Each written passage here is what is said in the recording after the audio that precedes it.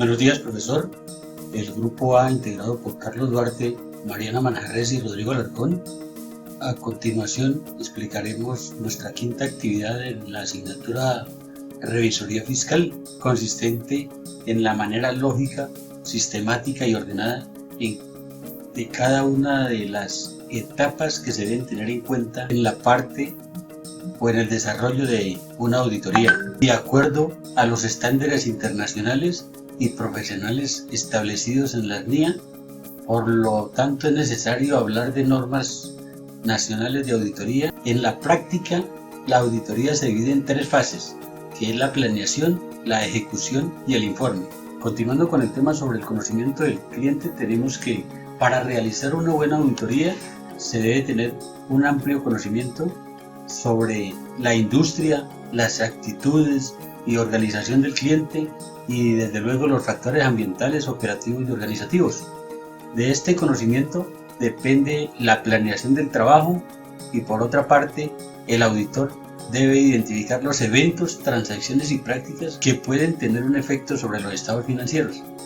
El conocimiento se puede obtener de la entidad, de su negocio, los factores económicos, la misma industria y el mercado, la competencia, basado en unos informes anuales, unas actas de las juntas de socios, los anales de revisión de informes financieros, los papeles de trabajo de auditoría anterior, administraciones de operaciones y la experiencia del personal administrativo y financiero. Se incrementa además con las observaciones de auditorías anteriores y los manuales de procedimiento. Por otra parte, tenemos que el conocimiento se profundiza con las visitas al cliente, sus locales y las instalaciones, toda la parte de los negocios de la empresa o la entidad, los productos y servicios que ofrece el mercado, la actitud misma hacia el entorno del sistema de control interno, las franquicias, las licencias y patentes. Por último, los proveedores importantes, comparando relaciones financieras y operativas claves con la información general de la industria. Estimado docente, tengo un cordial saludo. Mi nombre es Carlos Julio Duarte Alves y continuando con la explicación de mi compañero Rodrigo sobre la primera etapa de planeación de la auditoría, voy a explicar el entendimiento de la entidad. De acuerdo a la norma internacional de auditoría NIA 315, el propósito de esta es establecer normas y proporcionar guías para obtener un entendimiento de la entidad y su entorno, incluyendo su control interno y para evaluar los riesgos de representación errónea de importancia relativa en la auditoría de estados financieros. El entendimiento debe estar basado primeramente a la entidad y su entorno, en cuanto a los factores de industria, naturaleza de la entidad, selección y aplicación de las políticas contables por la entidad, las estrategias de la entidad y los riesgos de negocio, revisión del desempeño financiero de la entidad. En cuanto al control interno de la entidad, debemos de entender el alcance de los controles pertinentes, los componentes del control interno, el ambiente de control que maneja, proceso y evaluación de los riesgos de la entidad, asimismo actividades de control pertinentes a la auditoría. El entendimiento del negocio de la entidad debe estar basado en la estructura legal y operativa, en los objetivos y estrategias del negocio, en las relaciones e interacciones con los clientes, los proveedores, los empleados, inversionistas y con sus alianzas. Igualmente entender los productos y servicios claves, las actividades de información. En cuanto a la industria y ambiente de la entidad, debemos de tener un entendimiento de la industria donde se desarrolla la actividad de la entidad. Asimismo, el ambiente político, económico, social, tecnológico y ambiental. También un entendimiento del ambiente legal y reglamentario. En cuanto al entendimiento de las políticas y prácticas contables de la entidad, debemos de identificar la estructura de informes financieros, la aplicación de las políticas y prácticas contables, la estructura de los informes financieros. El entendimiento de evaluación de los controles con respecto a la entidad. Se debe tener un entendimiento del ambiente de control, la evaluación de riesgos, actividades de control, la supervisión. El entendimiento debe ser de mayor a menor para conocer los objetivos. Esto se puede hacer desde la alta gerencia hacia abajo para conocer los objetivos, las estrategias, los riesgos y los controles que tiene la entidad. En cuanto al conjunto de las normas y leyes aplicables a la institución, debemos de entender las leyes, sus principios contables, los fiscales, los principios y medioambientales, la gestión del medio ambiente. y las políticas administrativas internas y externas. La propuesta de servicio es un documento que realiza la empresa auditora a su cliente con el fin de presentar un informe, un desarrollo en el cual se va a presentar la postura profesional, el alcance del trabajo que se va a realizar en la auditoría, la información o los resultados que se esperan obtener, el tiempo de duración, los honorarios a cancelar, el personal que va a laborar. O sea, en esta propuesta va a poner la empresa auditora todo el trabajo que se pretende realizar o que se pretende desarrollar y cuánto le va a costar a la empresa realizar esta auditoría. Por ello, para realizar esta propuesta es necesario que la empresa vaya y realice una visita a su cliente en el cual pueda realizar un levantamiento de la información previo. Por eso se dice que esta propuesta corre por cuenta y riesgo del cliente, del auditor. ¿Por qué? Porque el auditor, en el caso de que el cliente no acepte su propuesta, pues perderá el tiempo y el dinero invertidos y el trabajo de su personal para poder realizar esta propuesta. Como le dije, en esta propuesta debe estar plasmado todo el tiempo, todas las horas que van a laborar, cómo se va a realizar este proceso, qué necesitan las personas de la empresa cliente que van a requerir para poder realizar esta auditoría, toda la información en cuanto a documentación, papeleos, procesos. Toda la información que van a necesitar debe quedar plasmada en esta propuesta para que el cliente pueda conocer cómo se va a desarrollar este trabajo y así evitar que más adelante puedan tener retrasos por falta de información o por desconocimiento del cliente, problemas que causen errores o que sean a causa de negligencias o información omitida que pueda conllevar a tener mayores costos de los que ya se han presentado dentro de esta propuesta de servicio. Continuando con la planeación del trabajo de auditoría, tenemos que en términos generales es un proceso con el cual se toman decisiones sobre los objetivos y metas que se deben alcanzar en esa determinada actividad en un determinado tiempo. De tal planeación surge la responsabilidad del auditor al emitir una opinión sobre los estados financieros y le obliga desde luego a obtener unos resultados satisfactorios del examen o pruebas practicadas. La planeación es un requerimiento fundamental en todo trabajo de auditoría.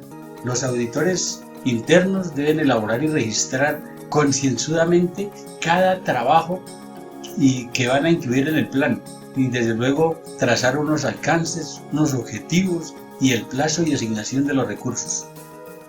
Al planear el trabajo se ahorra tiempo y dinero. El auditor y el personal abordarán el trabajo sin rodeos, pues tienen con antelación prefijadas las metas en cada área. Por tanto, es un plan de acción detallado y cuantificado, enunciando objetivos y alcances de la auditoría. Se prevén procedimientos aplicables y obtener conclusiones válidas y objetivas para soportar a la opinión emitida sobre la entidad. Para eso deben tener en cuenta unos conceptos: el alcance de los objetivos, priorizar las áreas a auditar, se deben ver resultados parciales y considerarlos, se debe tener en cuenta los plazos a ejecutar el trabajo, el equipo que va a conformar la auditoría, el presupuesto, y esto se hace para obtener un amplio conocimiento del sistema administrativo y los procedimientos contables y de control y las mismas políticas administrativas y gerenciales. Igualmente se puede supervisar y controlar el trabajo frente a los plazos y objetivos que nos hemos trazado, y desde luego cumplir con las normas internacionales de auditoría y otras específicas según la entidad o la empresa que vamos a auditar. Además, debe tenerse en cuenta la adecuación y eficacia de los procesos de gobierno y la misma gestión de riesgos. Los riesgos que se deben medir son aquellos propios de la actividad y recursos y operaciones, identificar los riesgos significativos del negocio e implicaciones en los estados financieros, la malversación de activos y la información financiera fraudulenta, determinar las transacciones significativas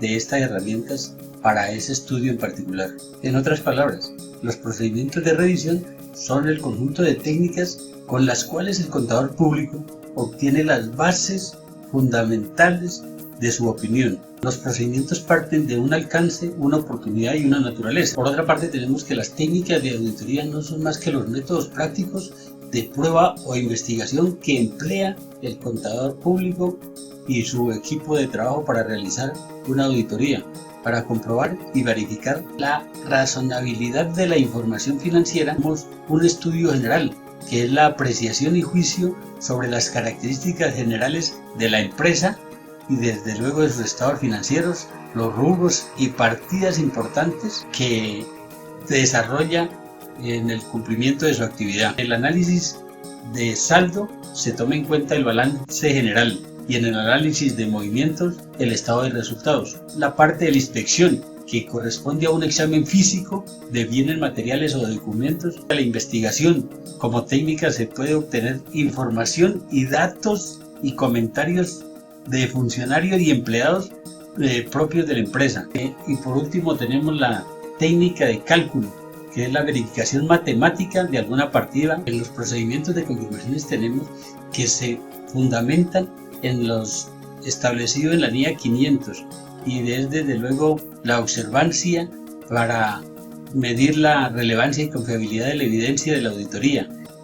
En estos procedimientos se deben considerar unos factores como las aseveraciones y se deben confirmar la ocurrencia, la integridad, exactitud y la misma clasificación de la información. Tenemos también las confirmaciones electrónicas. Esta clase de comunicación implican ciertos riesgos en cuanto a la confiabilidad. Las confirmaciones positivas, las confirmaciones negativas proporcionan evidencia de auditoría menos persuasiva que las confirmaciones positivas y confirmaciones sin respuesta. En este caso se deberá ejecutar procedimientos de auditoría para obtener evidencia adecuada y confiable. Entre los procedimientos encontramos el procedimiento sustantivo, que está contemplado en la NIA 330 y es la respuesta del auditor a los riesgos valorados. Bueno, en cuanto a los procedimientos de conclusión, se puede decir que hacen referencia a la preparación de la recomendación y del informe final. Esto es una etapa donde se dan a conocer los resultados obtenidos en el proceso de auditoría. Se determinan y se informan sobre los hallazgos, errores, omisiones y fraudes encontrados. Se da la determinación de si los programas y operaciones se cumplieron de acuerdo a lo planteado. Se refleja el informe general las causas fundamentales que originaron los problemas, resultados del servicio de la auditoría de acuerdo a la normatividad vigente y su procedimiento. Es una base para la preparación de las recomendaciones en los casos que procedan. Esto quiere decir que se reúnen el grupo auditor, los auxiliares de auditor para dar dicha conclusión, dado a realizar las recomendaciones necesarias de acuerdo a los riesgos encontrados para cada área específica. Se refleja la calidad de los riesgos eminentes en los cuales está expuesto el ente económico y de esta manera poderlos mitigar con las observaciones y recomendaciones. Las recomendaciones no deben de estar enfocadas al cumplimiento de las legislaciones o tareas funcionales. La conclusión se determina qué aspectos deberá de tener el informe final en cuanto a la opinión, conclusiones y recomendaciones. En la conclusión se determina de forma objetiva las recomendaciones basadas en los hechos reales y bajo el soporte de la evidencia documentada. Preparación de informe de auditoría basada en riesgo. Este informe de auditoría basada en riesgo permite a la empresa conocer cuáles son las actividades y los riesgos críticos que éstas puedan traer como consecuencias negativas para la empresa en el desarrollo y la obtención de los objetivos de esta. Para poder realizar este informe se deben conocer primero pues los objetivos de la empresa, los riesgos y las consecuencias que puedan traer las actividades de estas empresas en cuanto a la afectación de los logros y los objetivos de esta. permitiendo así que la empresa auditora pueda centrar sus esfuerzos y sus conocimientos y toda la información en puntualizar o en enfatizar esos puntos críticos que se presentan. Para esto se requiere realizar una evaluación de riesgo previamente, se requiere ver una respuesta de los riesgos para poder así desarrollar el informe. Este informe se realiza, primero se realiza la evaluación de la evidencia obtenida para luego así preparar los informes. Para poder preparar los informes, primero se debe realizar el proceso de la valoración del riesgo, identificar cuáles son los riesgos existentes y la magnitud de estos, para luego determinar la cuantificación de la materialidad de estos, donde se miden los alcances y la profundidad, se establecen las soluciones de los riesgos para trabajar y enfatizar en estos, para diseñar luego los procedimientos y las propuestas globales, con lo que permita implementar las respuestas del riesgo de incorrecciones materiales valorados, para luego evaluar las evidencias obtenidas y así poder preparar los informes. En estos informes pueden ser, la opinión puede ser no modificada, quiere decir favorable, o modificada con errores materiales o salvedades, o desfavorable o negativa por falta de evidencias o de abstención. En este informe se tiene un párrafo de énfasis donde se habla acerca de los estados financieros, presentar un párrafo de asuntos donde se pueden hablar situaciones que son relevantes pero no son tan importantes, las cuales se estructuran en este informe y se da su opinión, los fundamentos de esta opinión, se dan los asuntos claves de la auditoría, las otras informaciones, la responsabilidad de la dirección de auditor, entre otros requerimientos legales.